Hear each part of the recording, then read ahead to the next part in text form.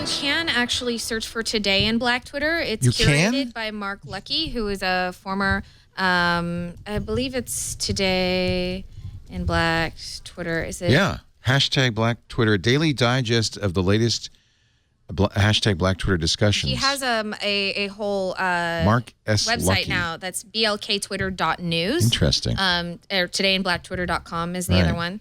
And he was at Twitter for a long time, was an advocate of diversity at Twitter, and he was working, I believe, in their news department. And he just was so interested in the conversations that were happening on Black Twitter that he created this website that basically follows memes, news stories, pop music. Is this photos. empowering or is it segregating?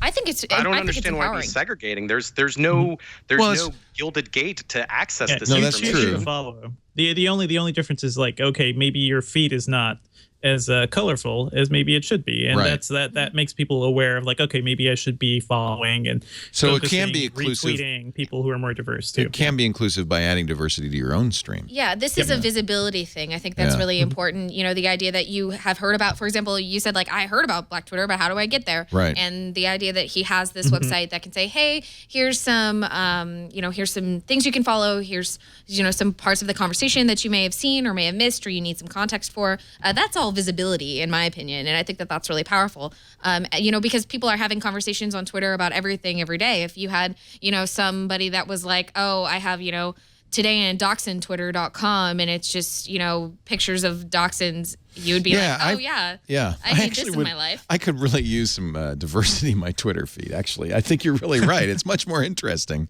There you go. Yeah. That's the awareness too. Like when you hear about this stuff, like maybe, there are people working probably, in your local industry too, who you should be following and paying attention to. So in a way, this has potentially some really valuable, because it can really increase your sphere, your awareness.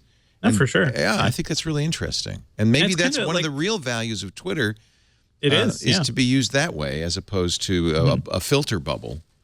I always feel like Twitter, like I imagine, like, remember in The Matrix, right, where they see the lines of code falling. It's like, okay, I know exactly what's going on in the world now. And Twitter, from its inception, was always that.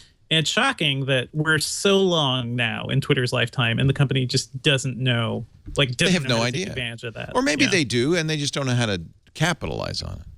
Maybe, but at the same time, like they've done so much to effectively harm that usefulness for Twitter too, like the refresh limitations and the way they've handled third-party apps. Like, it's astounding. Like, I don't know if it's going to be any different under new CEO, old CEO. And it kind of lends itself to. I mean, Facebook can't do that because Facebook, you follow your friends, you follow. Celebrities, but you wouldn't say, "Oh, I would like to get more diversity in my Facebook stream," and then God, no, that's the exact opposite of the Facebook philosophy. Facebook wants very much for your newsfeed to reflect your values and to amplify. Because they learn more about you and monetize you for that. Yeah. And sure enough, they are, as we said at the top of the show, they are killing it money-wise. So clearly, it's making them money to keep our worldview nice and bubbled. Yeah. Well, that's very interesting. So Twitter is the anti-bubble. Yep. And Facebook is potentially, and Twitter, because Twitter does not monetize you based on your followers and following, or does it? Well, I think the more you use it, the more you use it, the more ads you see. Right. And also, I mean, we're saying this as Twitter as it is now, but as we've seen, a lot of the trends of what Twitter is moving towards in terms of its features are kind of slowly stripping this away. Us like begrudging like media people who are all sitting around and worried about what's going to happen once we get an algorithmic feed. But that's really where it's moving towards, and that's that whole philosophical conversation about, is this good for Twitter, which is not entirely linked, but it certainly plays a part in the fact that Twitter has been spending a lot of time trying to make these features to try and get more people on it, and maybe for some reason there's a disconnect between what people envision Twitter is and what Twitter wants Twitter to be over time. Well, I'm glad we had this little conversation because I think that it's opened my eyes a little bit.